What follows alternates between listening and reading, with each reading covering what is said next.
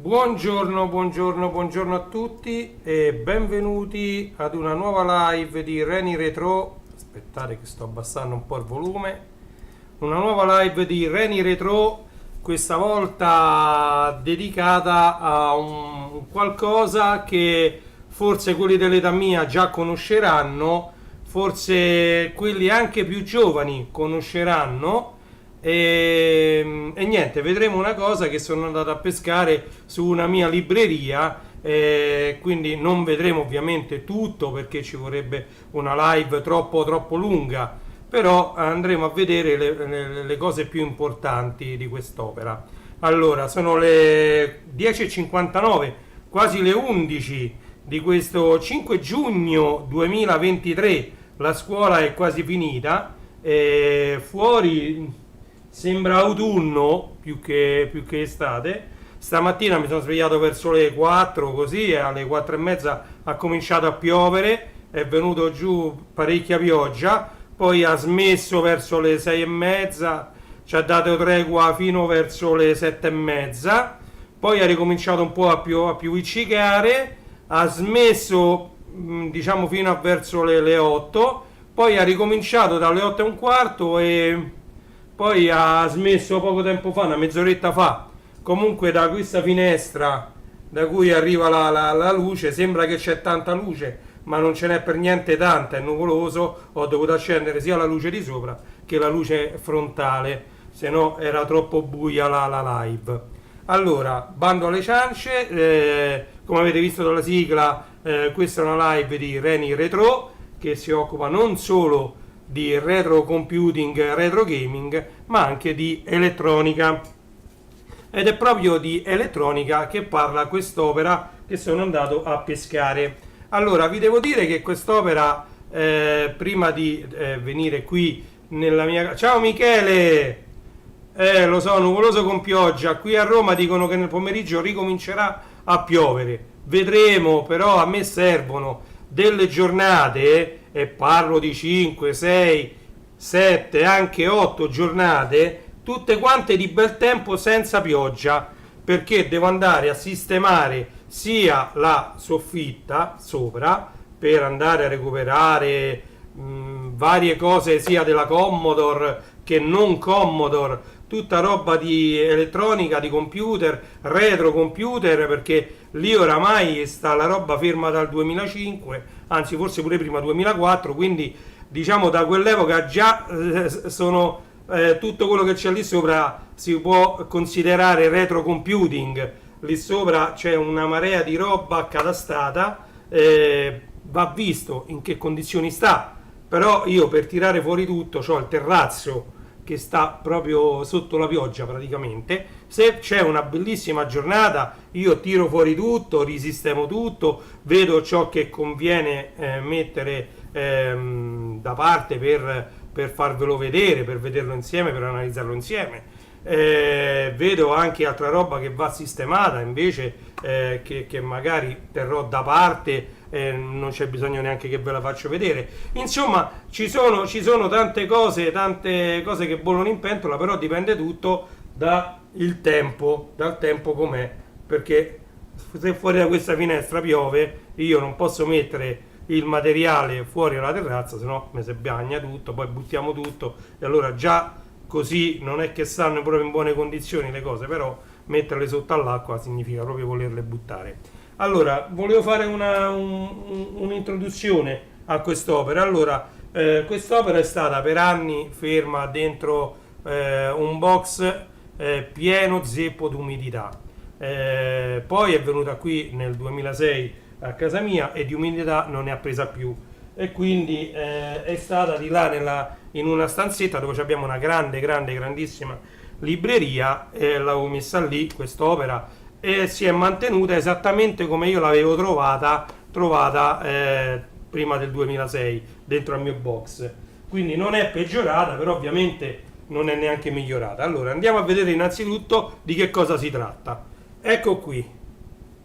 Si tratta di quest'opera è uscita negli anni 90, primissimi anni 90, io avevo tipo 15, 16, 17 anni più o meno, già avevo fatto esperienza come riparatore di televisori, videoregistratori, stereo hi-fi, stereo portatili, questa roba qui, insomma, macroelettronica io la chiamo, perché dove io mettevo le mani c'erano macro componenti come quelli illustrati qui, quindi condensatori, diodi, integrati, resistenze, eccetera. Quindi non c'era niente, all'epoca mi sa che neanche esisteva il sistema di saldatura SMD, non esistevano microcomponenti, cioè per quanto questi venivano chiamati microprocessori, però ogni piedino era facilmente saldabile e dissaldabile con un saldatore a stagno e con un succhiastagno, diciamo. Quindi diciamo che la grande difficoltà oggi è proprio quella che i componenti sono talmente piccoli che bisogna avere innanzitutto un microscopio per non fare danni, poi bisogna avere un kit di saldatura SMD ad aria calda, non si salda più come una volta, bisogna avere il flussante, bisogna avere degli accorgimenti tali per i quali, diciamo, soprattutto io con le mani grandi dovrei usare delle pinzette lunghe, appuntite, comincia a diventare per me molto complicato. Però, diciamo, all'epoca, ripeto, avevo neanche 20 anni, quindi è un'opera che io ho fatto volentieri. Dice, poi dove vanno a finire i tuoi soldi? Eppure quest'opera non è che costava poco. Allora, questa io non l'ho mai rilegata, insieme diciamo alle copertine. Vedete, queste sono copertine in cartone, e qui dentro bisognava andare a spaginare, a rilegare le singole riviste, ma a me non andava di andarle a rovinare e quindi le ho tenute così come stanno, ok? Quindi perché poi qui ti davano con ogni raccoglitore. Io poi mi manca pure l'ultimo che non l'ho mai comprato perché non arrivo mai alla mia edicola. Attenzione, guardate, arrivava, ecco, vedete, realizzazioni pratiche 1, realizzazioni pratiche 2, argomenti di elettronica, componenti applicazioni. Questi sono gli sticker originali che andavano poi messi lateralmente sulla costina. Ora ve ne faccio vedere uno che, guardate, questo ce ne stanno proprio tanti.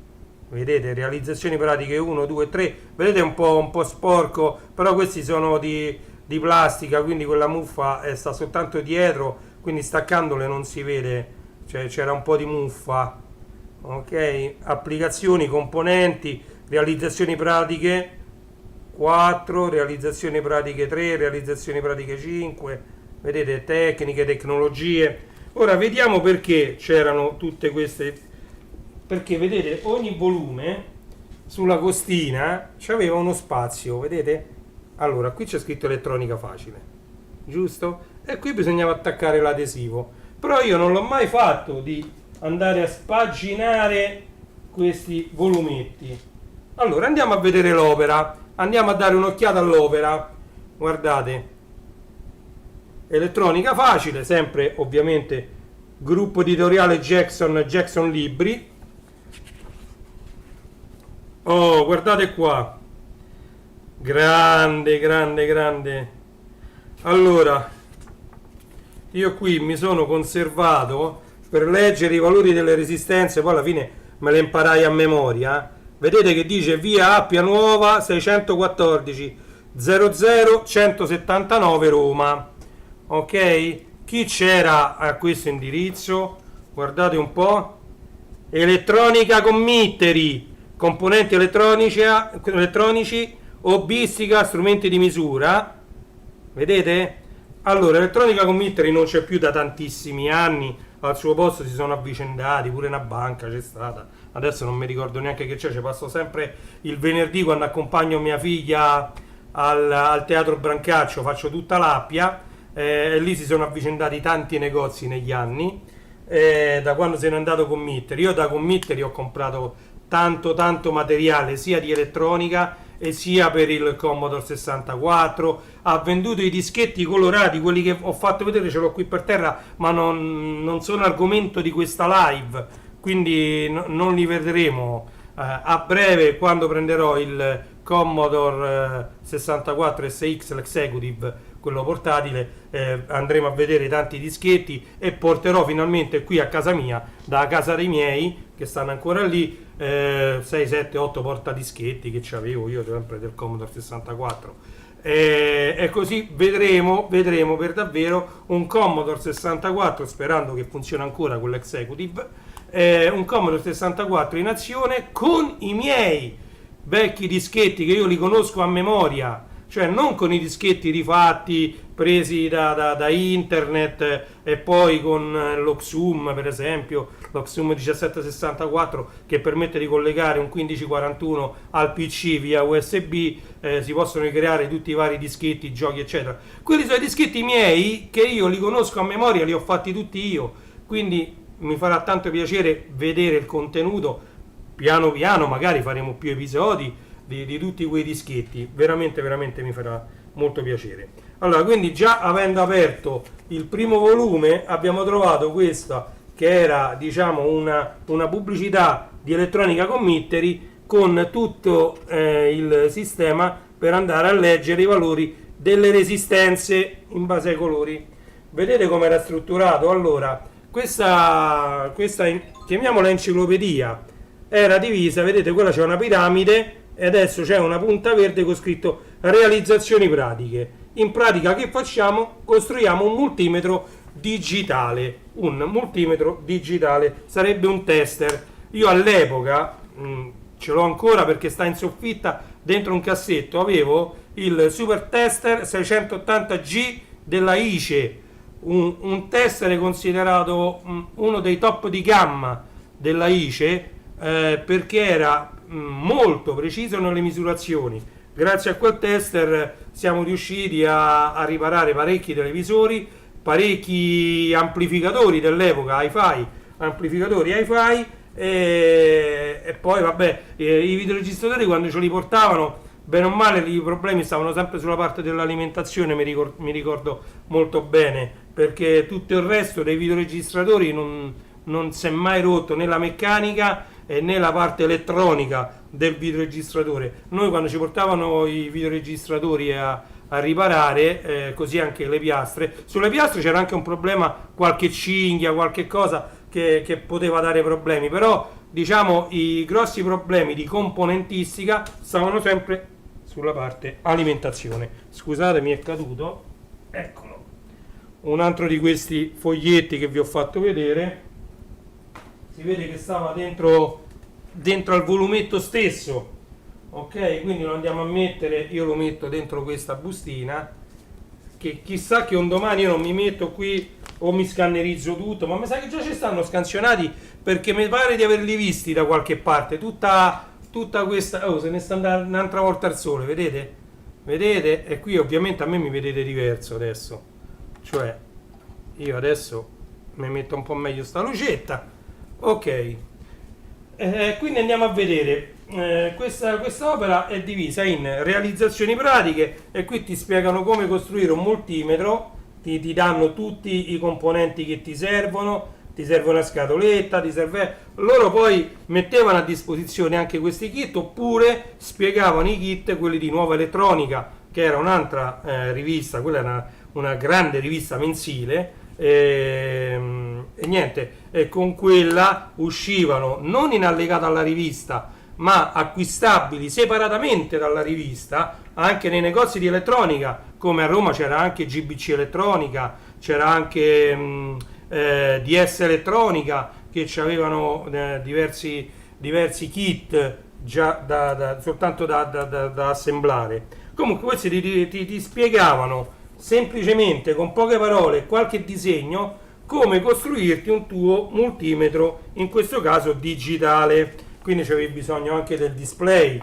vedete, questo era il display, quindi tutto era corredato da disegni e poi le fotografie del circuito come doveva essere a realizzazione terminata. Ok? Allora, qua invece parla, vedete, argomenti di elettronica, parla e spiega di cos'è il tester. Vedete, qui è diventato giallo, secondo piano della piramide, argomenti di elettronica, il tester. Vedete, poi c'erano diversi tipi di tester, io ho un tester dell'HP che è uno spettacolo perché è fatto tutto con le valvole di Nixie. Le valvole di Nixie sono quelle valvole che al loro interno hanno i 9 più 1, quindi partendo da 0, i 10 numeri che si illuminavano a seconda di quale numero doveva essere visualizzato. Quel tester sono gelosissimo, anche, non so più se neanche se funziona, però quello è un tester con le valvole di Nixie spettacolare della HP. Ok? E qui spiega che cos'è un tester, come si adopera, le unità di misura, vediamo brevemente che cosa dice. Il tester è uno strumento di misura che viene utilizzato in generale per realizzare qualsiasi tipo di prova o di regolazione necessaria per mettere a punto le apparecchiature, oppure per rilevare qualunque guasto durante la riparazione di circuiti o apparecchi elettronici. A causa dei dubbi che sorgono in molte persone quando viene il momento di scegliere tra i tipi analogici o digitali, abbiamo ritenuto interessante effettuare un confronto tra i due sistemi, mettendo inoltre in evidenza alcune caratteristiche particolari di ognuno di essi, oltre a dare tutte le informazioni relative alle diverse misure possibili ed al modo di realizzarle, le misure. Ok? Quindi vediamo, vedete? Ci sono i tester digitali e quelli analogici. Ok? Quelli analogici sono quelli con la lancetta. Vedete, c'era un ago che si muoveva su una scala graduata. Quelli digitali mostrano immediatamente il valore direttamente su un display. Ok? Questo è un altro tester analogico ad ago. Ok?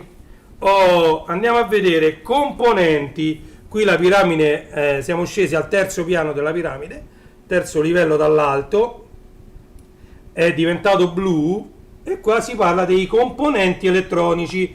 I componenti elettronici non pensate che si dividono, come ho detto io, condensatori, resistenze, diodi, transistor, sono tantissimi i componenti. Qua parla del TDA 2002.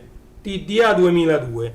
TDA 2002 è un amplificatore di bassa frequenza integrato, da utilizzarsi come stadio di uscita di potenza negli amplificatori audio, con pochissimi componenti esterni. Può raggiungere una potenza massima di uscita di 8 watt. Calcolate che 8 watt magari ad averli dentro a un PC dell'epoca, perché allora alcuni PC assemblati come gli HP e i Compaq, parlo dei Pentium 200 o 200 MMX, roba vecchissima, ok? Avevano un altoparlantino interno che non era un beeper, perché i PC, ricordiamo, che avevano all'inizio proprio i 486, i primi Pentium 166 avevano solo il beeper e i suoni erano inascoltabili. Poi cominciarono ad uscire delle schede madri che avevano la scheda audio integrata, però c'era il problema di doverci attaccare delle casse. Alcune marche, alcune case, come io ricordo benissimo la Compaq e l'HP, che all'epoca erano divise, la Compaq e l'HP avevano utilizzato un escamotage del genere con un amplificatore che costava molto molto poco, perché consisteva di pochissimi componenti per essere realizzato, e ci mettevano un altoparlantino piccolo, circa così, all'interno del case. Veniva alloggiato e siccome erano case desktop all'epoca, ancora non erano arrivati a diffondersi tantissimo i tower, all'epoca i PC, ed era messo proprio di fronte, diciamo sul frontalino, dietro al frontalino che era disegnato con, diciamo, una forma, tutte delle righe, delle cose, dietro veniva messo questo altoparlantino che era amplificato più o meno da questo integrato. Da questo integrato che veniva usato praticamente per amplificare il segnale proveniente dalla scheda audio, che era in bassa frequenza, quindi ovviamente tutto monofonico, veniva amplificato un canale solo, che poi era l'unione dei due canali. Vabbè, poi questo entriamo troppo nel dettaglio senza che vi sto a spiegare. L'ultima parte della piramide, quindi diciamo partendo dall'alto l'ultimo piano, partendo dal basso proprio il piano terra della piramide è rossa, e riguarda le applicazioni. E qua dici collegamenti in audiofrequenza, e qui fa vedere all'epoca gli spinotti che noi avevamo, che c'erano i jack, c'erano i pin jack, poi c'erano le prese DIN, vedete? Allora, ora vi faccio vedere, questo è il jack anche della cuffia, poteva essere così piccolino o anche più grande. Poi c'erano i pin jack, questi stavano dietro alle piastre, dietro ai giradischi, alle radio, eccetera.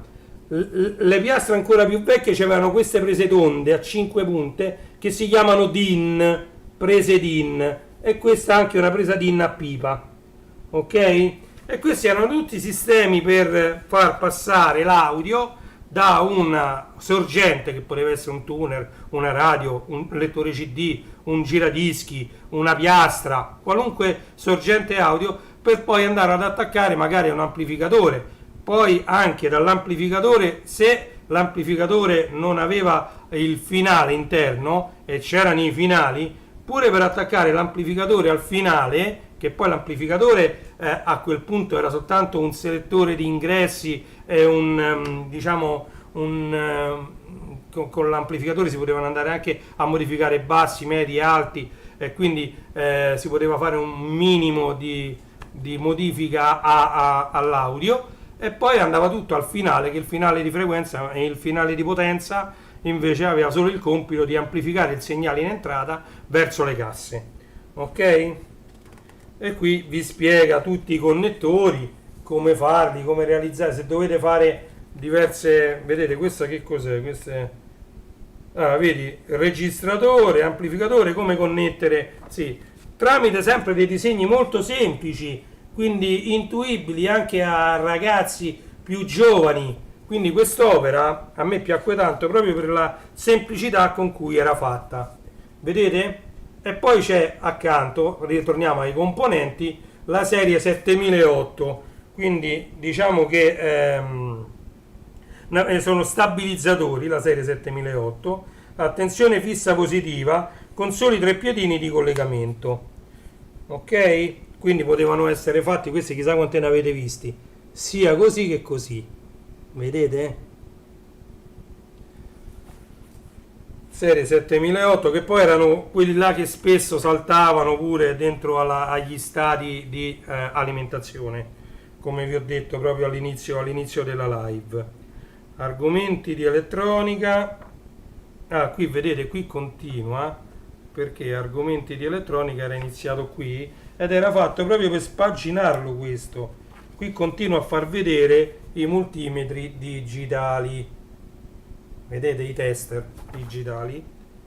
Poi andiamo avanti, vedete sempre tester digitali, e poi finisce l'argomento di realizzazione pratica, ok? Questo quindi andava, cioè era proprio strutturato per essere poi spaginato e rilegato a parte. Comunque guardate che bello, pure tutti gli schemi, ma non solo gli schemi, anche andiamo a vedere le fotografie delle realizzazioni complete. Bello, bello, una bellissima enciclopedia questa.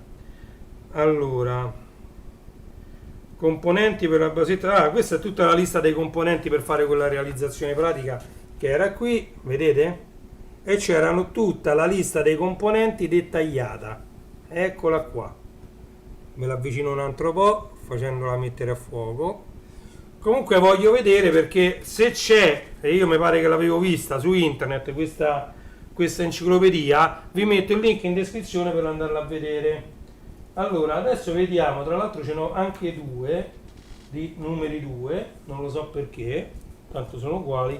Andiamo a vedere questo, elettronica facile numero 2. Ho detto non ce li vedremo tutti, però qui c'è qualcosa che mi interessava. Guardate, qua c'è indicatore di tensione per auto, che spettacolo, vedete? Tutto a LED, e all'epoca i LED non erano quelli in SMD, ma come vedete rosso, giallo, verde, tra l'altro non esisteva neanche il LED blu ancora all'epoca, rosso, giallo, verde, vedete? Erano i 3 LED che indicavano la tensione della batteria terra. Classi di resistori, vedete, o comunemente dette anche resistenze, vedete che poi si leggevano in base, allora se erano queste ceramiche così quadrate, allora qui sopra c'era scritto direttamente, ma altrimenti vedete c'erano delle strisce, partendo dalla striscia argentata o dorata, e poi altre strisce colorate in base al valore della resistenza. E qui ci spiega, diciamo con un disegno, come si leggono questi valori. Ok? Poi qui c'è parla dei circuiti integrati 4001 e 4011. Prodotti in tecnologia CMOS posseggono tutte le caratteristiche di vantaggi di questa famiglia logica, come bassa potenza assorbita, elevata immunità al rumore e tensione di alimentazione non critica. Quindi diciamo sono stati utilizzati questi circuiti integrati 4001 e 4011 in tante applicazioni. Allora, qui parla anche, come vedete, l'inizio, questo vi volevo far vedere, introduzione alla robotica. Fa parte dell'argomento applicazioni. Ciao Stefano, benvenuto. Come stai Stefano? Tutto bene? Allora, questa è l'introduzione alla robotica. Come vedete, qui c'è un braccio meccanico e come questo braccio deve essere mosso. Adesso vi faccio vedere una cosa che vi ricorderà sicuramente tante cose che si vedono adesso. Guardate un po' questa fotografia. Non è una stampante 3D questa, se vi state chiedendo, anche perché negli anni 90, questa enciclopedia degli anni 90 non c'erano le stampanti 3D, però venivano già utilizzate delle braccia robotiche ad assi XY, per andare a tagliare dei metalli, per andare a tagliare la plastica, per andare a tagliare il legno. Ok? Poi abbiamo aggiunto l'asse Z, abbiamo creato le stampanti 3D. Ma tutto parte da qui, ragazzi, tutto parte da qui.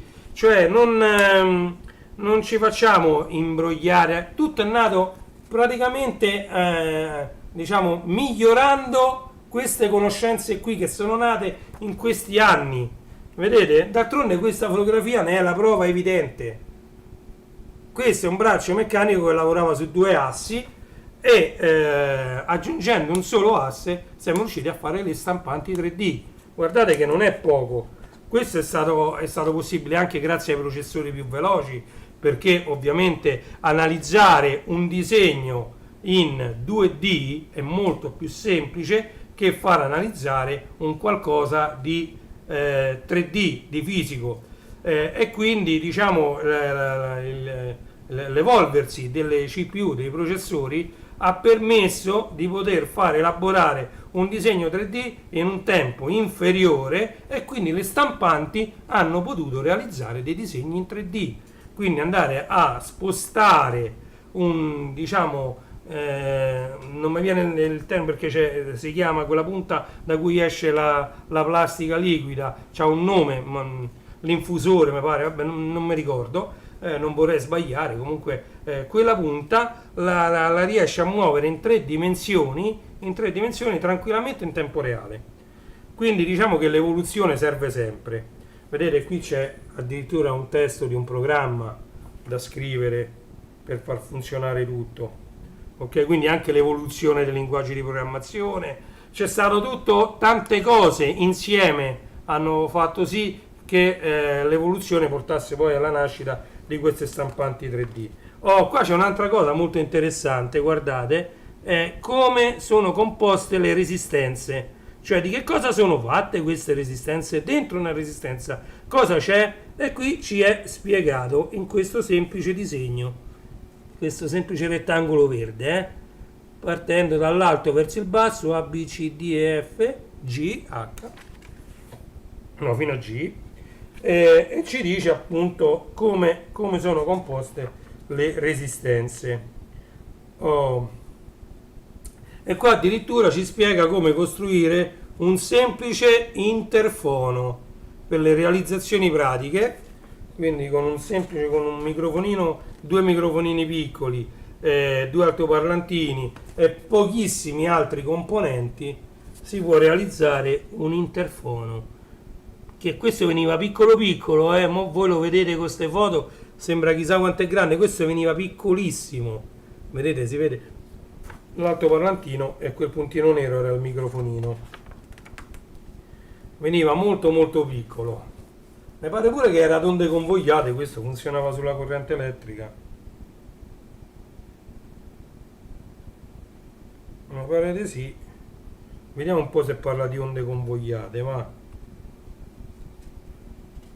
allora, con questo circuito è possibile costruire un semplice sistema intercomunicante tra due punti, per esempio in ufficio tra il direttore e la sua segretaria, in casa tra il soggiorno e la cucina, nel campeggio tra due tende. Può anche servire come gioco per bambini con la loro fantasia, sapranno sicuramente utilizzare al meglio questo dispositivo. Utilizza una linea a soli due fili e un altoparlante che funziona anche da microfono. Quindi c'era l'altoparlante sfruttato con la doppia funzione.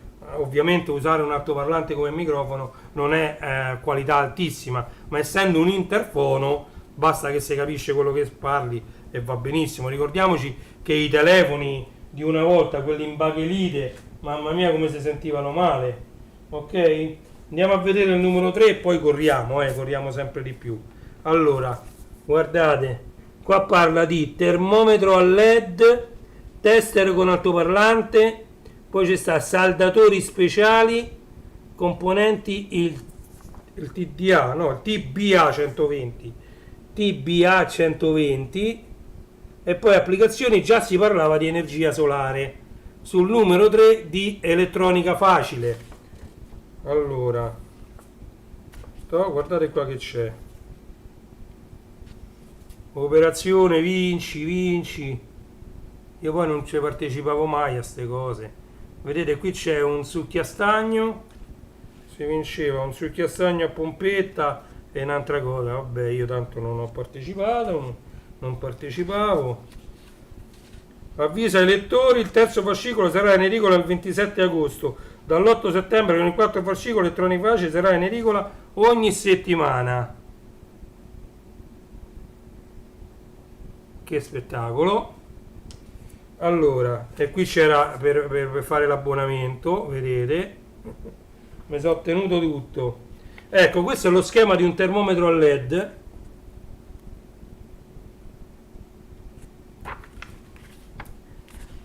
Davide Gatti forse mi riderà dietro che sto facendo vedere sta rivista.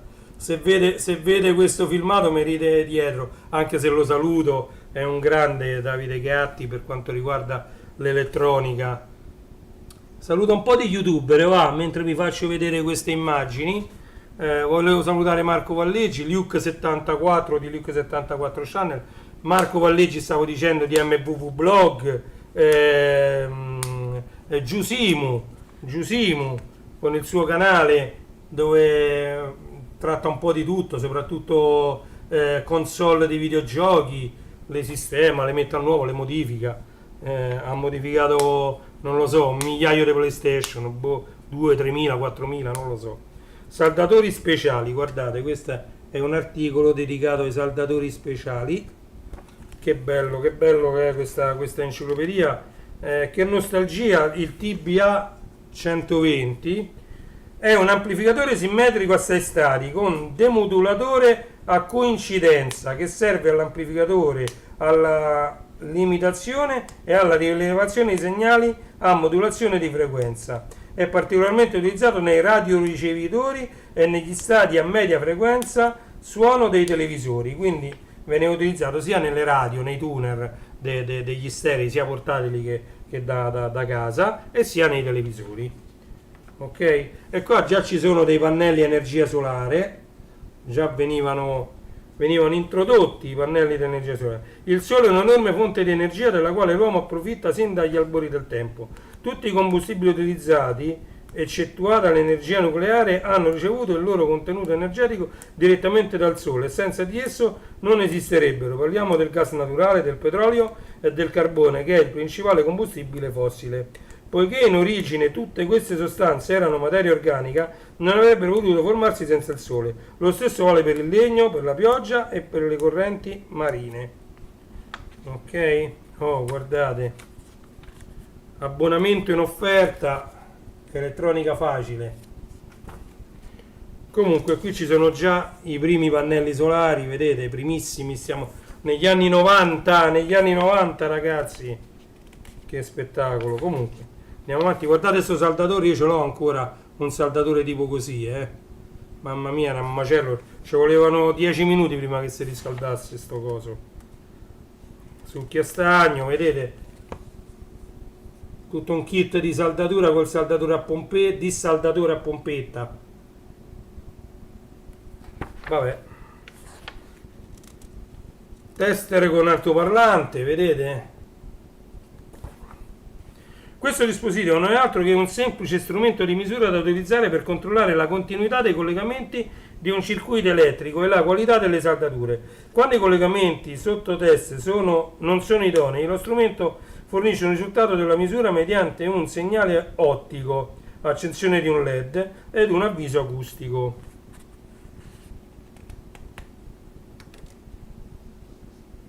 Guardate poi la realizzazione pratica, veniva fuori così. E vabbè, rimettiamo quelli qui dentro. Guardate ragazzi che questa è tutta storia, vi sto facendo vedere la storia. È bello che questi sono soltanto i primi 10. Vediamo se c'è qualcosa di interessante. Qui si parla di un amplificatore per autoradio, la legge di Ohm basilare e le telecamere come applicazioni. Andiamo a vedere la legge di Ohm. Vedete qua c'è tutto un articolo dedicato alla legge di Ohm. La legge di Ohm: esiste una serie di leggi fondamentali che governano gli effetti dell'elettricità e dell'elettronica, la cui conoscenza è indispensabile per chi vuole entrare in questo mondo tanto interessante che progredisce tanto rapidamente. Infatti abbiamo visto, cioè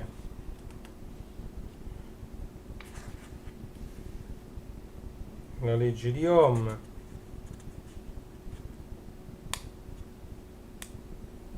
MUA 741 si legge questo?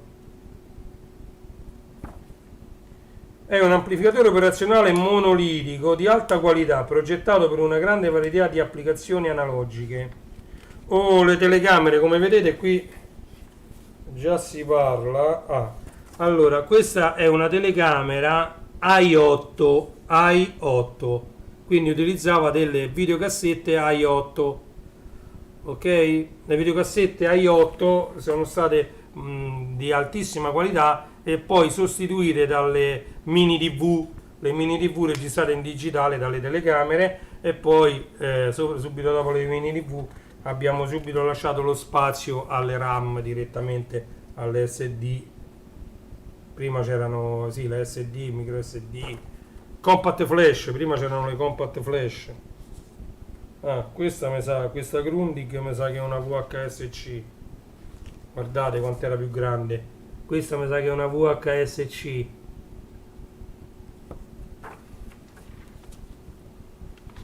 Io saluto tanto il mio amico Sergio che ha 94 anni. Io ci vado tutti i mercoledì pomeriggio da Sergio a passare un pomeriggio insieme a lui.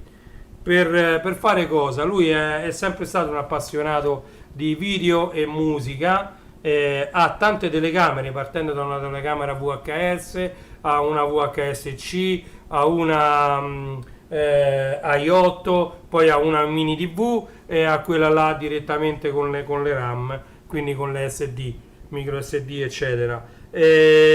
Tutto questo materiale l'ho anche messo dentro degli hard disk, tutto questo materiale video, perché lui ha ripreso tantissimo durante la sua vita, e adesso stiamo cercando di ordinare tutto questo materiale, perché adesso ce l'ha tutto sparso per tanti hard disk e quindi stiamo cercando di dargli un senso. Saluto tanto Sergio Di Rocco, ciao Sergio, ci vediamo dopodomani mercoledì. Allora andiamo avanti, vediamo un po' qua che altro c'era. Vedete come sono tenute bene? Allora qua parla di interruttore differenziale, carica dei condensatori, componenti LM386, applicazione l'elettronica in automobile. Ok, poi qua dietro guardate che c'è la pubblicità di MS-DOS, Windows se ne parla proprio poco poco. Qui siamo nei primissimi anni 90 e Windows era considerato Windows 3.11 perché il Windows 95 ancora non era uscito. Ok? Io ovviamente ho studiato sia MS-DOS, sia Clipper, sia Excel. Excel per me è stata un'evoluzione del Lotus 1.2.3. Attenzione, Lotus 1.2.3 per me è stato il primo foglio di calcolo con cui ho lavorato. Ok? Interruttore. Qui spiega in dettaglio come funziona un interruttore differenziale facendoci vedere anche uno schema. Io vado avanti veloce perché sennò non ce la facciamo poi coi tempi, E questa è tutta roba di elettronica, ancora abbiamo visto soltanto il primo volume, figuriamoci. Guardate, economizzatore di carburante, la legge di Joule, anche questa è importantissima, componenti la serie 7009, display, tipi e applicazioni dei vari display. Qui dietro sempre la stessa identica pubblicità, Windows, MS-DOS, Clipper e Excel. Allora, voglio vedere, eccole le valvole di Nixie. Vedete, queste sono le valvole di Nixie di cui parlavo prima. Vedete? Bellissime le valvole di Nixie. Sono un tipo di display, perché poi ci sono i display a LED orizzontali oppure a LED numerici per mostrare un orologio. La legge di Joule. Vedete la barra a LED qui per costruire un economizzatore di carburante. Ma che era uno start e stop questo? Puntine platinate, bobina, alla batteria, chiave di accensione, interruttore di alimentazione, massa, economizzatore benzina, cicalino. Voglio vedere che cosa intendevano questo. Esistono attualmente diversi sistemi per risparmiare carburante, alcuni dei quali già adottati in particolari modelli. Proponiamo in questo articolo un dispositivo economizzatore che permette di ottenere importanti riduzioni del consumo perché migliora il rendimento del motore facendolo lavorare in condizioni ottimali. Cablaggio dei collegamenti. Questo deve essere messo a massa in ingresso. Economizzatore. Il funzionamento del dispositivo si basa sulla rilevazione degli impulsi di apertura e chiusura del ruttore, puntine platinate. Questo segnale prelevato ai morsetti del ruttore viene inviato a un trigger di Schmitt dopo essere stato trattato da un circuito correttore di forma.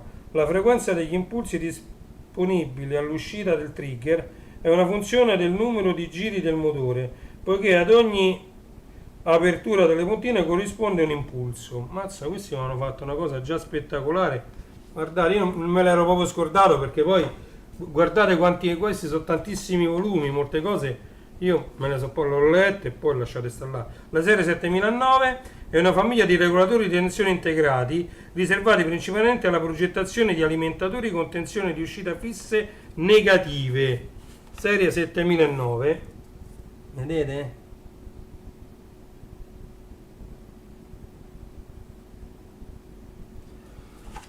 Andiamo avanti, va, siamo al numero 7, poi cominciamo a saltare proprio, Guardate che il prezzo non era neanche tanto poco, 3.900 lire ogni fascicoletto e non c'era niente insieme a questo, Non c'era nulla. Realizzazione, relè allo stato solido addirittura, adattamento di impedenza 4002 e 4012, trasmissione dati mi interessa. Allora, vediamo un po'. Sarebbe il modem poi, Allora, vediamo un po' dove che parla della trasmissione dati, Vabbè, parliamo un attimo. I circuiti integrati 4002 e 4012 sono formati da due porte logiche NOR e rispettivamente da due porte NAND, ciascuna delle quali ha 4 ingressi. Questi circuiti integrati forniscono al progettista di sistemi un modo per eseguire direttamente le funzioni NOR e NAND completando le famiglie di porte logiche esistenti. Però io voglio vedere dov'è che parla della trasmissione dati. Qua già vedo che si parla. Allora andiamo qua. Relè allo stato solido. Trasmissione dati. La trasmissione dei dati ha acquistato una grande importanza fino al giorno d'oggi. Senza la trasmissione dati, ciao Willy, benvenuto. Al giorno d'oggi senza la trasmissione dati non esisterebbero manco più i cellulari, perché noi i cellulari l'abbiamo trasformati in dati. Non è più come i cellulari di una volta, l'Etax, che viaggiava in analogico, la telefonata sull'etere e poi arrivava a destinazione. No, adesso è tutto digitale, tutto quello che facciamo è digitale. Quindi la trasmissione dati adesso, al giorno d'oggi, ha un'importanza basilare, non funzionerebbe più niente senza la trasmissione dati. La trasmissione dei dati ha acquistato una grande importanza perché offre una serie di possibilità nel campo dell'elaborazione dell'informazione che fino a poco tempo fa erano impensabili. Sono state molto sviluppate le linee di trasmissione riservate esclusivamente ai dati ed ha fatto la sua comparsa un settore in costante espansione come l'elaborazione dei dati a distanza o teleprocessing. Qui quasi parla del SETI e del Boeing, Berkeley Open Softworks Network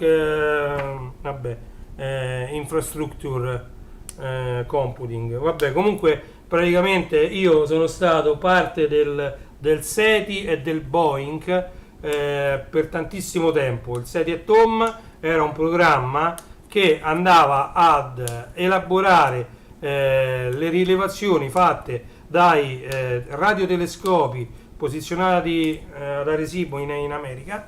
Avevano una marea di radiotelescopi e avevano una marea di dati da elaborare, da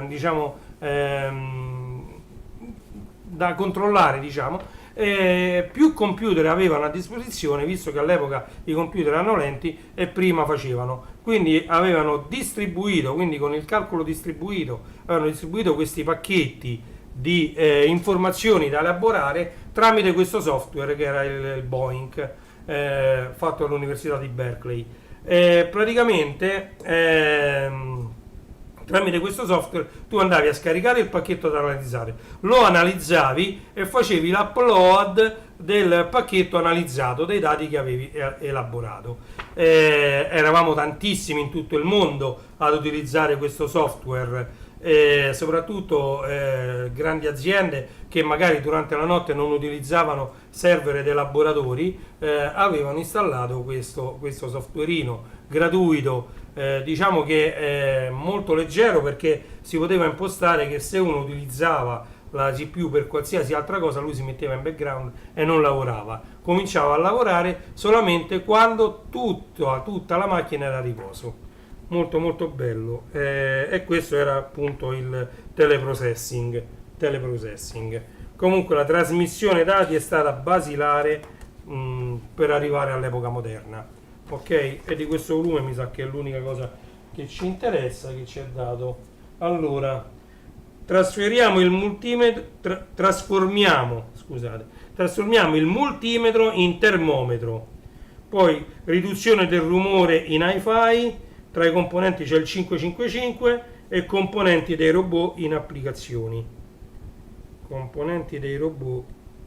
Già si parlava negli anni 90, primissimi anni 90, dei robot. Vedete?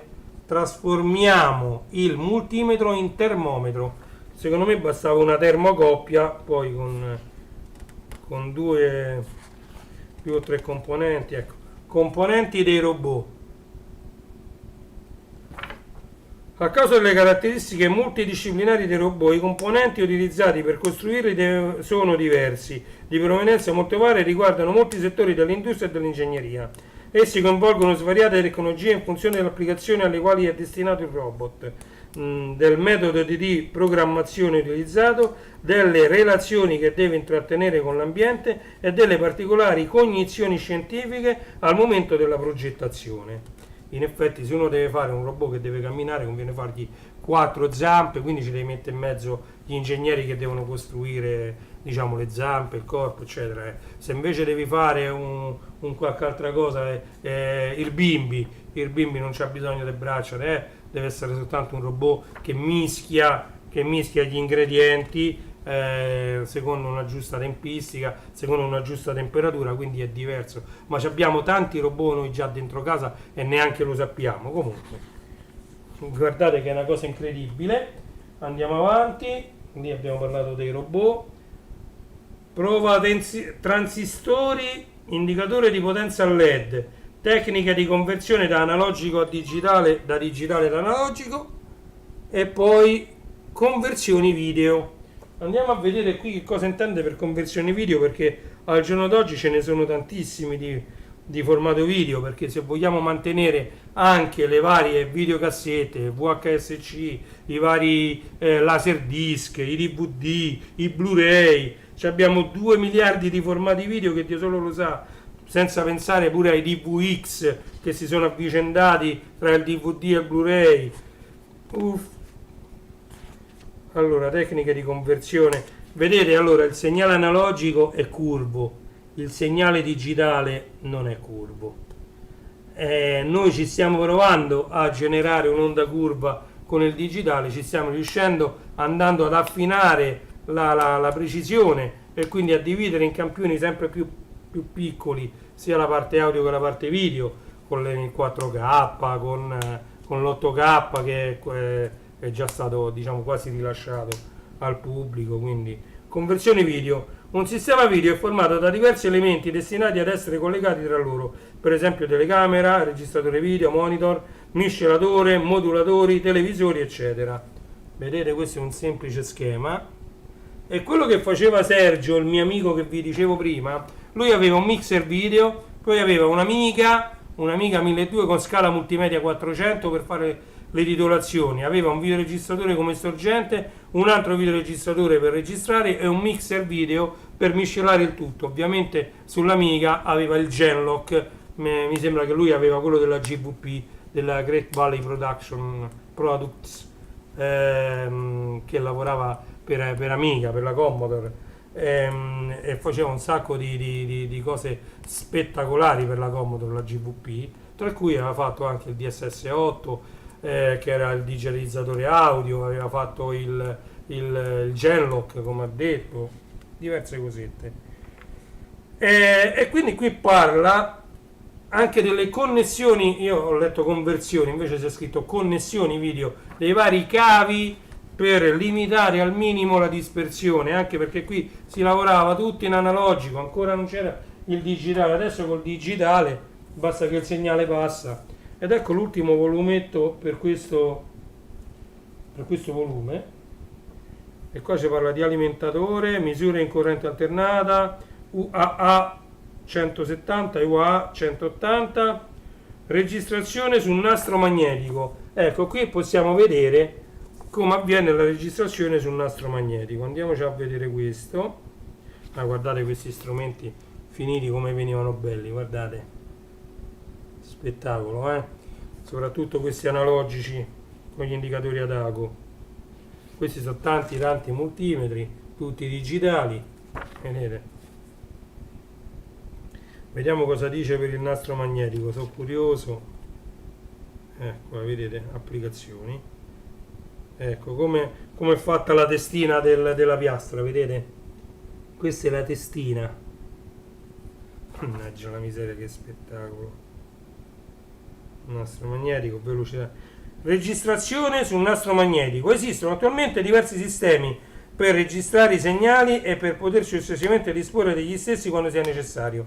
Ormai tutti sanno a cosa servono il nastro di carta perforata nelle telescriventi, l'incisione meccanica dei solchi nei dischi sonori di plastica, le colonne sonore a lettura ottica nelle pellicole cinematografiche, eccetera.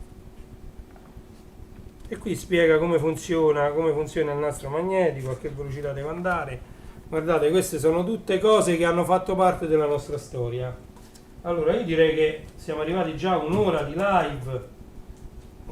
live, e ciao Willy, e abbiamo visto solo il primo volume di questa fantastica enciclopedia. Adesso andrò molto veloce, magari ci vediamo solo le copertine di questi altri, Andiamo a vedere. Numero 11 di elettronica facile, vi vado a leggere: servomotore VCO di precisione, il multimetro nella misura delle capacità, il 4007, applicazioni le antenne. Poi numero 12, guardate che belle che erano le copertine, numero 12. Allora, per le realizzazioni pratiche c'è un amplificatore stereo per Walkman. Il Walkman era un registratore portatile inventato dalla Sony. Mo' lasciate stare che questo è tutto zuzzo, però Sony Walkman, fatto subito Retro Bright in tempo reale. Questo addirittura i bassi e alti modificabili, vedete? Non ha la radio e non ha neanche, sì, ha l'autoreverse, sì, c'ha l'autoreverse. Guardate che spettacolo questo Walkman, bellissimo. Questo Walkman era di mia moglie. Ok, quello mio non lo so che fine ha fatto. Io avevo un Walkman con le cassette con un pulsantone grosso con scritto reverse, era autoreverse e basta. Comunque abbiamo visto amplificatore stereo per Walkman, reattanza induttiva e capacitiva. I componenti c'è l'SN 7004 e l'SN 74 LS00, e poi c'è applicazione trasmissione dati, il modem. Qui veniva introdotto per la prima volta il modulatore demodulatore, quello che è stato usato per anni per trasmettere dati tra due PC a distanza usando la linea telefonica, ed era questo, il modem, modulatore demodulatore. Adesso noi chiamiamo modem anche questi moderni che lavorano su linee DSL, XDSL, HDSL. Non sono più modem, perché lì i dati viaggiano già digitali. Il modem trasformava segnali analogici in digitali in tempo reale, attenzione. Quindi era un modulatore demodulatore, modulava dei segnali praticamente per farli diventare dei segnali audio. Infatti sentivamo il rumore che c'ha la mia sigletta all'inizio, no? Quello erano i segnali modulati dal modem, che dovevano essere interpretati dai due modem, sia quello di invio che avevamo noi dentro casa che quello in ricezione che stava nel provider o nella BBS, come era nel mio caso. Numero 13 di elettronica facile, voltmetro a LCD a 3 cifre e mezzo. Funzionamento dei transistori, componenti TDA 7000, applicazioni, controllo di velocità di un robot. Che poi il controllo di velocità di un robot fu utilizzato, questo sistema, in tante applicazioni, anche nel movimento del laser dentro i lettori, alcuni primissimi lettori CD. Ok, andiamo avanti. Numero 14, crossover a 3 vie. Crossover a 3 vie mi interessa a me, perché io ho sempre prediletto gli altoparlanti a 3 vie, quindi con bassi, medi e alti, piuttosto che quelli a 2 vie. Poi ancora meglio, mi piacciono ancora di più se sono a 3 vie con bus reflex. Il bus reflex è una costruzione particolare del box, in cui l'onda emessa nel ritorno dell'altoparlante dopo che ha vibrato, quindi nel ritorno a riposo verso indietro, viene generata un'onda negativa che dietro agli altoparlanti, tramite diciamo, nel mio caso erano di legno, tramite dei legni messi a 45 gradi opportunamente, veniva riflessa quest'onda e usciva praticamente dal frontale, riconvertita in onda positiva. Vabbè, però queste sono tutte cose che riguardano poi il bus reflex e tante altre cose. Io ho 2 casse addirittura bus reflex retro, che l'onda veniva riconvertita in positiva ma usciva dietro l'altoparlante. Comunque tante cose. Crossover a 3 vie, registratore audio, circuito integrato 4093 e ponti di misura. Quindi qui molto interessante è il crossover a 3 vie.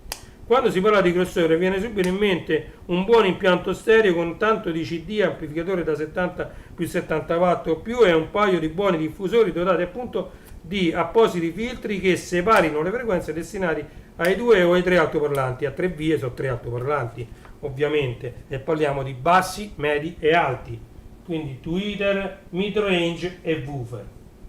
Poi addirittura con l'evoluzione abbiamo fatto pure il subwoofer, quindi noi abbiamo il woofer e i mid-range che si possono utilizzare per le medio-basse e medio-alte frequenze, i tweeter sempre per le alte frequenze e il subwoofer per le basse e bassissime frequenze.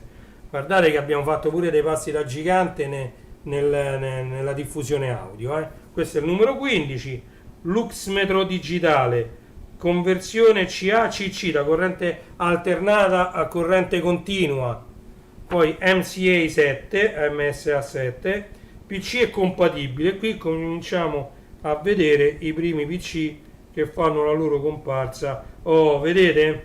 Slot ISA, queste sono RAM, sono le RAM 72 pin, le cosiddette EdoRAM, e non solo EdoRAM, anche prima, vedete? Questo è un monitor di un PC a tubo catodico, vedete?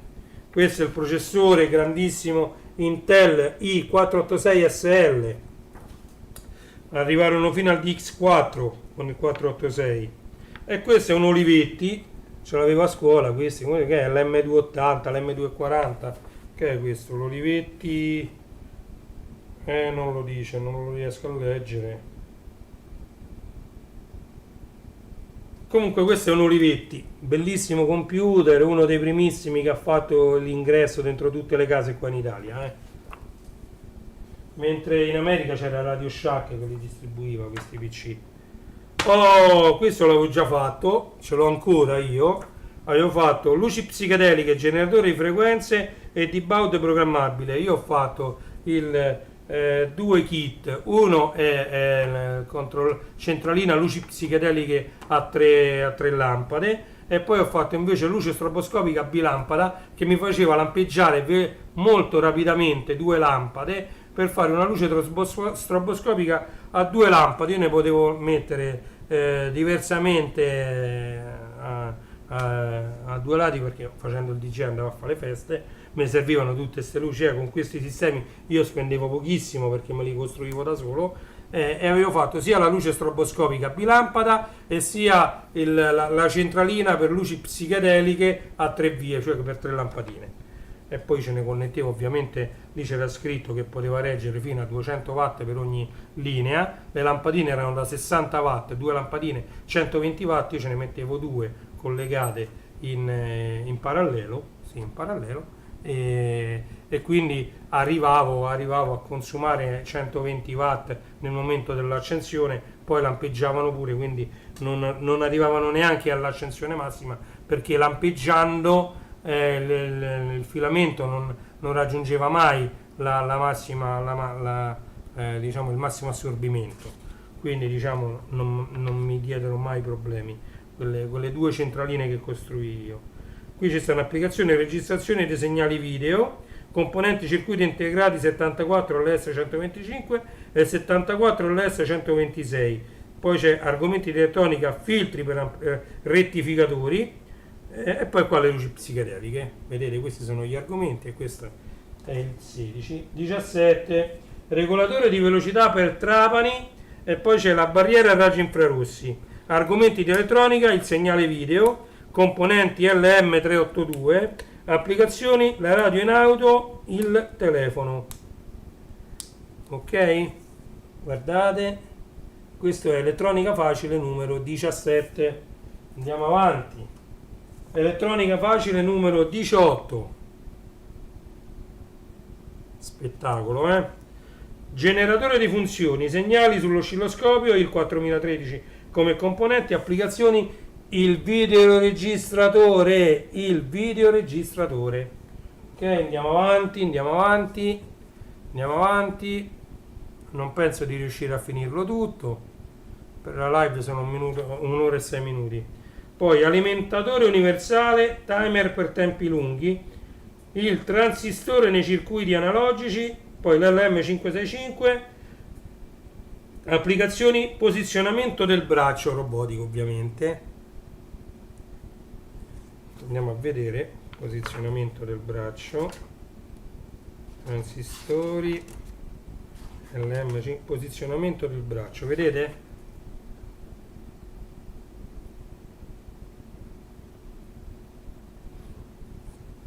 Troppo forte, ragazzi. Tutto è nato da qui, tutto è nato da qui, da questo tipo di idee. E vabbè. Convertitore statico 12 volts VCC VCA, volt corrente continua, volt corrente alternata. Argomenti di elettronica, il T-resistore, componenti, circuiti integrati CA3058, CA3059, 74HC 251, 74HC 259, applicazioni alta fedeltà in automobile. Che spettacolo, ragazzi, io faccio un tuffo nel passato, guardate le Alpine, autoradio Alpine, che spettacolo che erano queste autoradio, poi soprattutto questi modulini che ci si mettevano sopra, equalizzatori, erano uno spettacolo, guardate, questo è un equalizzatore che si aggiungeva all'autoradio. Alpine, Clarion, Pioneer, erano top di gamma proprio, pure l'Alpine ha fatto proprio la storia. Guardate come dovevano essere messe. Adesso io ho comprato 3 mesi fa la Clio, siamo arrivati alla fine anche di questo volume, magari ne vediamo un altro poi basta. Scusate, la Clio che già c'ha l'altoparlante e i tweeter sia davanti che dietro alle portiere, tutte e due a 2 vie, uno spettacolo quella Clio per quanto riguarda l'impianto audio, devo dire la verità, per essere un impianto audio di serie sono molto più che soddisfatto. Preamplificatore per chitarra, il segnale del colore, circuito integrato LM1877, applicazioni sistemi audio di grande potenza. Numero 21 di elettronica facile. Numero 22 di elettronica facile, sorteggio elettronico, mixer a 4 canali, argomenti di elettronica, il computer, componenti, circuito integrato 8038, applicazione sintesi vocale. Attualmente la sintesi vocale è utilizzatissima anche nella domotica, grazie agli apparecchi che noi abbiamo di Google e di Amazon e di Apple. Scusate, vedete? Voglio vedere il mixer a 4 canali. Facile non era perché lavorava tutto in analogico. Adesso per fare i mixer basta un circuito integrato, pulisci tutti i segnali di ingresso e hai fatto il mixer. Eccolo, vedete poi come veniva fuori con tutti gli slide. E poi hanno utilizzato le prese DIN a 5 punte per fare l'input, perché 4 canali 1, 2, 3, 4 è l'uscita, vedete? 4 prese DIN più l'uscita. Con la presa DIN dentro c'aveva 5 punte, quindi potevate fare entrare tranquillamente sia il canale destro che il canale sinistro con una sola spina, mentre con i pin jack entravano 2 masse e poi 2 positivi diversi. La massa era la stessa ovviamente, però avevamo bisogno di 2 spinotti, quindi in questo caso con questo mixer.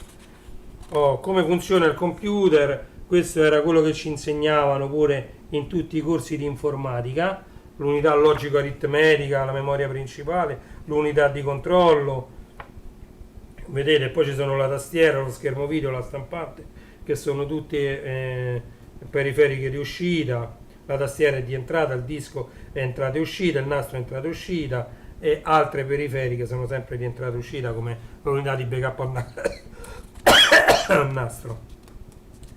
Ok, andiamo avanti, non ci fermiamo mai. Io mi sa che dopo mi faccio tutte le fotografie e ve le pubblico.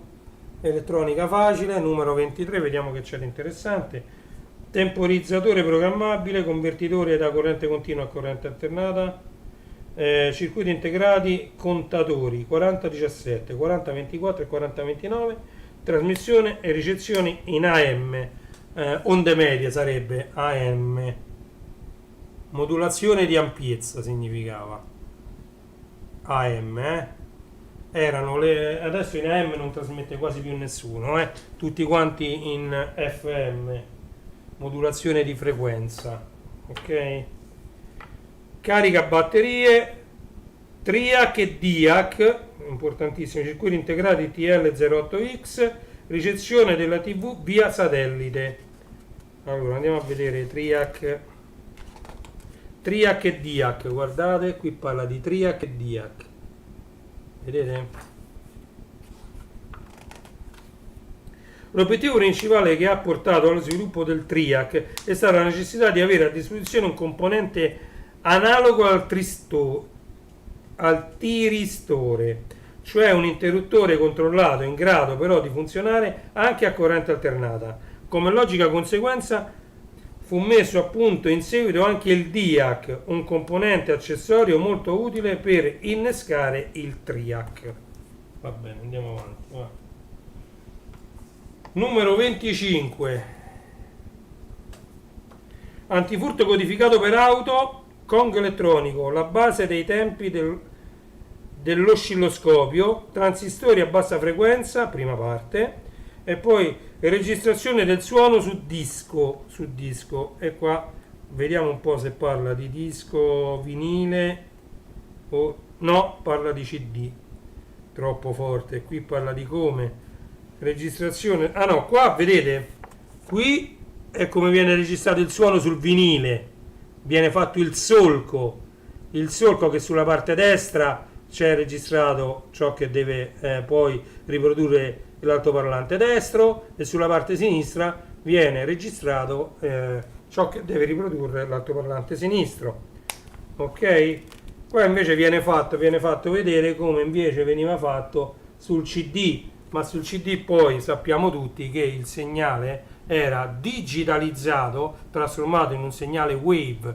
Wave significa onda, però ovviamente onda quadra, non è onda sinusoidale, onda quadra, per quanto molto, molto precisa, perché era un 44.1 kHz, però ovviamente ancora lo utilizziamo i CD, quindi vuol dire che è stato indovinato come sistema digitale, ancora lo utilizziamo, ancora va per la maggiore, e se è sopravvissuto a tutti questi anni, qui è come funziona, a tutti questi anni vuol dire che l'idea è stata valida di convertire un segnale audio analogico, e quindi proveniente da uno strumento musicale, da qualsiasi fonte analogica, convertirlo in wave per poi passarlo su un supporto come questo, che è il CD-ROM. Allora, accensione elettronica, regolatori di tensione, transistori a bassa frequenza, seconda parte, il radar. Vabbè, qua non dice granché, diciamo, non ci soffermiamo, cioè non mi soffermo io soprattutto. Allora, realizzazioni pratiche, capacimetro digitale, fabbricazione dei circuiti integrati, transistori ad alta frequenza, la vista artificiale dei robot. Volevo vedere fabbricazione dei circuiti integrati. Ecco, come vedete venivano fatti i cosiddetti wafer, i cosiddetti biscotti, i cosiddetti wafer, che poi venivano divisi successivamente. Wafer di silicio contenente diversi circuiti integrati con le scanalature di separazione già incise. Vedete, questa è la spiegazione che sta lì. La mia telecamera non mette a fuoco, ma magari facendo un ingrandimento poi si vedrà. Vabbè, e questa era una delle poche transistori, va bene. La vista artificiale dei robot. Qui è come funziona l'occhio umano che si interfaccia col cervello, mentre ecco come funziona sotto l'occhio di un robot tramite una telecamera digitale e un sensore che poi viene inviato al computer. Ok, quindi la differenza della vista dei robot rispetto alla nostra. Numero 28, elettronica facile, controllo digitale per 2 motori, poi temporizzatori per luci scale, realizzazione di circuiti stampati UA723C, applicazioni computer mini e micro, cioè qui già si parlava di microcomputer che poi al giorno d'oggi si sono realizzati con anche per esempio le pennette di Amazon che ci abbiamo, che alcuni di noi hanno trasformato un televisore non smart in smart tramite la Fire Stick TV di Amazon. E questa Fire Stick non è altro che un computer all'interno, ed è un micro computer che praticamente è una cosa del genere messa dentro una pennetta che non è una pennetta USB ma è una pennetta HDMI. Ok, guardate quanto era complicato all'epoca un computer. Questo è un computer dell'epoca. Comunque, sempre meglio che avere una stanza dedicata al computer. Se andate sul mio canale YouTube, il primo video riguarda un film, War Games, degli anni 80, bellissimo, che fa vedere come erano grandi e ingombranti i veri computer dell'epoca. Nel NORAD la difesa aveva questo Wooper che era grande come tutta una stanza e aveva, diciamo, per elaborare i dati aveva dei lettori che stavano dentro un'altra stanza, roba gigantesca. Realizzazione pratica: allarme domestico, argomenti di elettronica, FET e MOS, transistori ad effetto di campo, componenti 74C925 e 74C928, applicazioni, atterraggio strumentale per aerei. Qui si parlava proprio di tutto dentro queste riviste, Gruppo editoriale Jackson, e siamo arrivati anche al 30° fascicoletto. Allora, realizzazioni pratiche, blocca chiamate addirittura, perché se potranno fare. Sono in molti a rimanere senza fiato quando ricevono la bolletta del telefono. Ne hanno ben donde, sono numerosi coloro che posseggono un telefono in ufficio o in negozio al quale hanno accesso anche estranei. Anche in casa si pone spesso lo stesso problema, vale a dire l'utilizzazione del telefono da parte di persone che non fanno parte della famiglia. Il telefono a disposizione di tutti diventa oneroso, specialmente nel caso di chiamate in teleselezione. Ah, ecco, questo filtrava le chiamate in uscita, non quelle in entrata, ok. Allora, introduzione agli operatori, rettificatori di potenza, le sconosciute scatole nere degli aerei. Come funzionano le scatole nere degli aerei? Vedete? Poi se volete io vi sto dicendo tutti questi argomenti, magari nei commenti io lascerò questo video e lascerò i commenti aperti. Se volete approfondire qualcosa, qui lo possiamo studiare insieme e approfondiamo un argomento insieme, un argomento di quelli che sono dentro questi volumetti. Vi ribadisco che io quasi appena finita la live, prima di riporre a posto dentro alla libreria questa collezione, cui sono anche molto geloso, voglio fare le foto a tutte le copertine. Allora, frequenzimetro digitale, progettare con gli operazionali, transistori TRIAC, ma questo è il 31, già l'abbiamo visto però. La modulazione di frequenza. C'è qualcosa che non mi torna. 31, questo già è 31, no?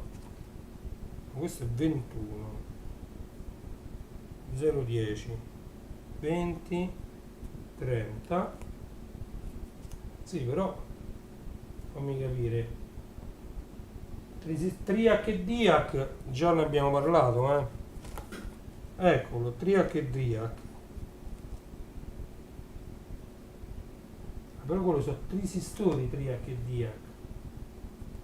Ok, transistori TRIAC. Ho trovato subito il volumetto incriminato. Transistori, la modulazione di frequenza. Questo è il volumetto, elettronica facile. Poi carica batteria di bassa potenza, robot giardiniere, le memorie digitali, diodi di segnale, memorie di massa. E qui cominciamo a parlare come memoria di massa, immagino dei dischetti e dei primissimi hard disk. Robot giardiniere, quando partiamo alle vacanze lasciamo la casa, questo va a controllare un'elettrovalvola, quello che c'è, che adesso si trova dappertutto. Ah, vedete, questa pure era una memoria di massa, questa è una bobina a nastro magnetico. Quando facevo il militare noi avevamo, ecco, noi al militare avevamo sta roba qua, armadi con le bobine dentro.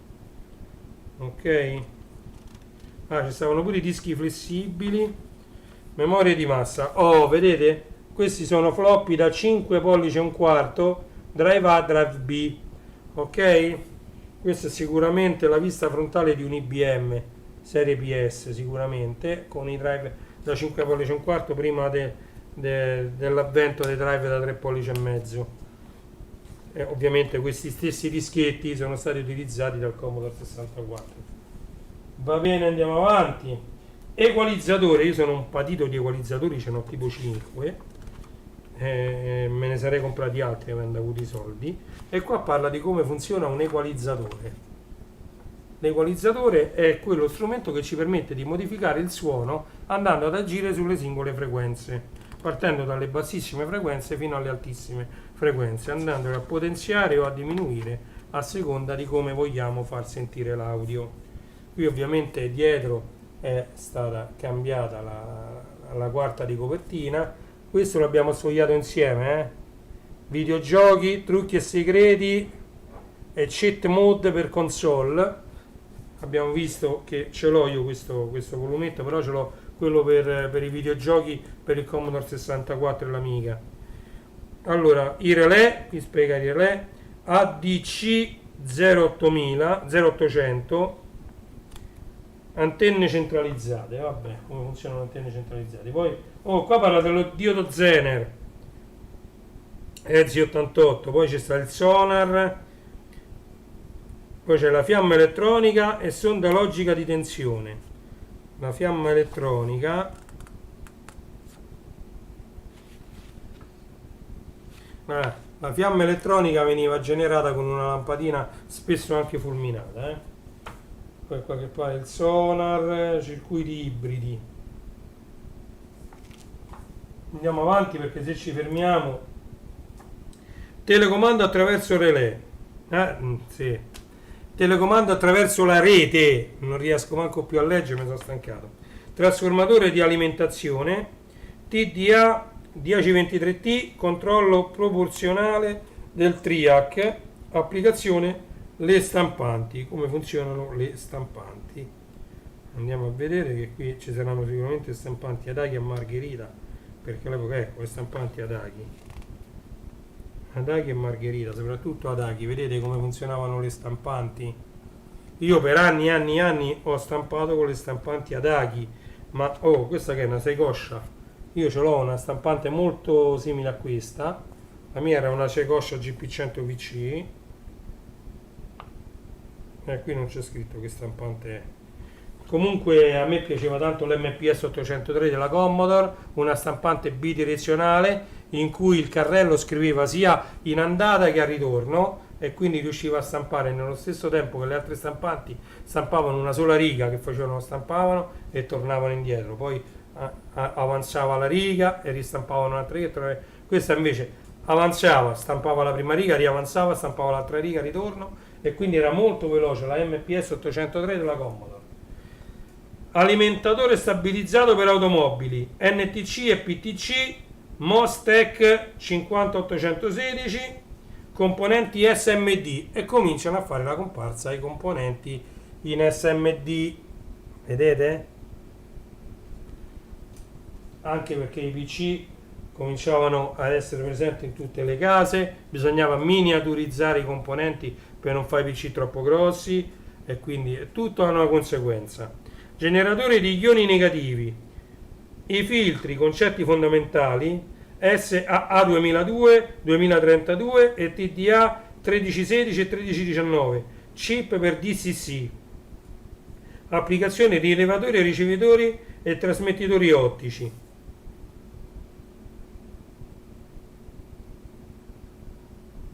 Guardate, elettronica facile 37. Generatore di impulsi programmabile, filtri attivi NE567, la TV via satellite, le antenne. Elettronica facile 38, elettronica facile 39, alimentatore per amplificatore finale di potenza, protezione dell'informazione, componenti il 4066, applicazioni la TV via satellite, le antenne, seconda parte. Le antenne, seconda parte.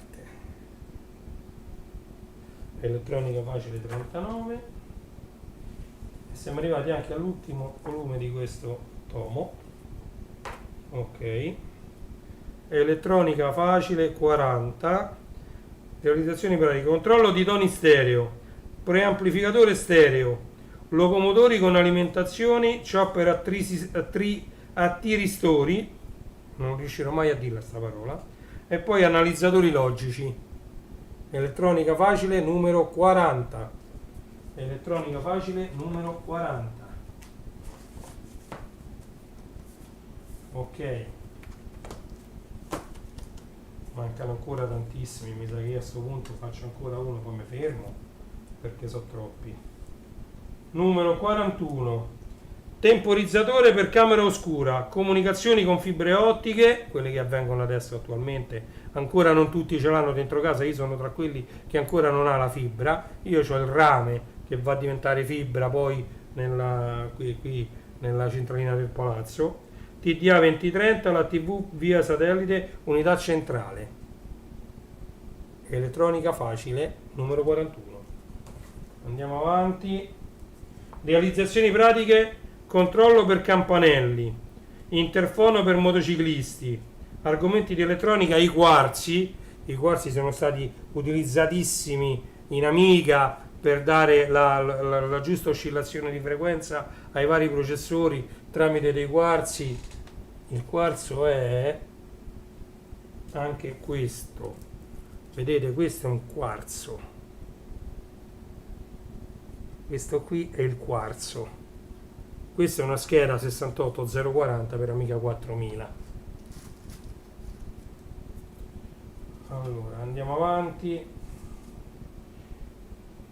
Comparatori digitali a 4 bit e poi altoparlanti e casse acustiche. Qui addirittura hanno trattato gli altoparlanti.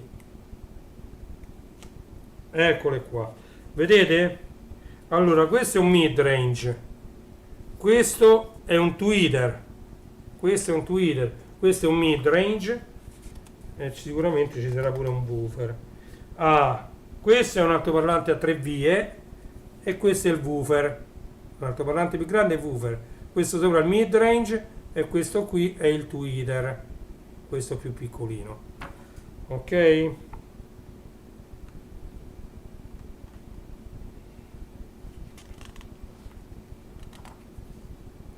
Oh, ecco l'onda bass reflex. Guardate, questa è una cassa normale in cui l'onda negativa viene persa. Guardate il bass reflex come funziona. Questo è il bass reflex di cui parlavamo prima. Vedete? L'onda in ritorno viene fatta uscire poi alla fine da qui. Girata tra l'altro. Perché facendo tutto questo giro l'onda si gira e quindi diventa un'onda positiva. Onda posteriore sfasata, infatti è sfasata.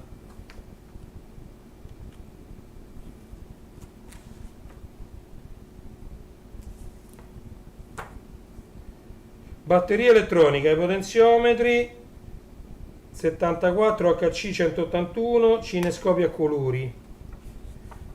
Cinescopio è la parte principale del televisore a colori a tubo catodico.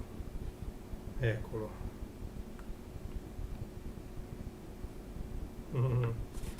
Qui ci spiega come riescono a fare i colori.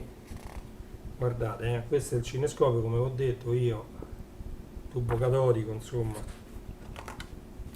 Vedete, partono sempre dai colori primari e qui vi spiega effettivamente come funziona e come facevamo noi a vedere il televisore a colori. Luci sequenziali, queste pure mi pare che avevo fatto io, Si tratta di un circuito di controllo per 4 canali di illuminazione con molteplici possibilità applicative. Permette di mantenere accese 4 lampade per un tempo determinato, regolabile indipendentemente per ciascuna di esse. Comunque, luci sequenziali, progettazione di piccoli trasformatori, componenti 54 HC521, 74 HC521 e poi applicazione dei fotoaccoppiatori. 44 elettronica facile.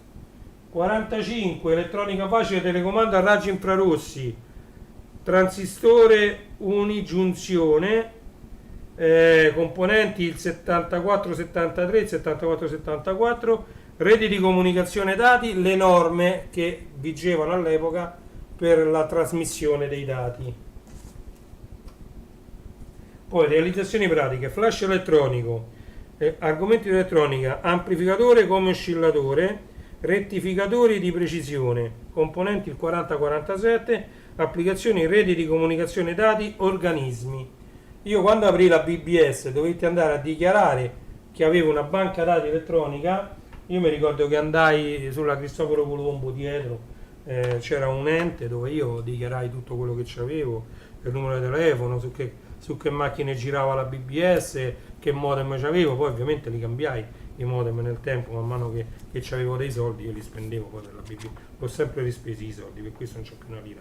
Scheda di controllo 8052, pile e batterie, componenti 4543, applicazioni il fax. Come funzionava il fax? Il fax non è altro che trasmette tramite un modem integrato quello che viene scansionato, buongiorno Willy, e il ricevitore non fa altro che interpretare tramite il modem quello che è stato scansionato dall'altro fax e lo ritrasforma poi tramite una stampante su carta. Allora, realizzazioni pratiche 8052, ingressi, espansione e potenza, argomenti elettronica, resistori LDR, componenti 4538 BC, applicazioni, scansione dell'immagine. E qui abbiamo diviso il fax in scanner e poi parleranno della stampante sicuramente. No, comunque lo scanner praticamente fa quello che faceva il fax, soltanto che invece che inviarlo sulla linea telefonica te lo inviava poi sul PC. 49 ampli MOSFET da 100 watt, linguaggi in codice macchina, Alexa stop, 2764 EPROM da 64K, sistemi ad accoppiamento ottico. Mamma mia che belle che sono ste copertine, ragazzi. Io mi sa che sono un'ora e mezza di live, con questo numero 50 mi sa che ci fermiamo. Gli altri numeri vi faccio la fotografia. Qui parla di sintetizzatore di suoni, la qualità di un impianto audio, componenti TCA 965 e U2066, applicazione IPABX. Ok ragazzi, direi che questa live è durata pure troppo, molto più di quello che avevo previsto.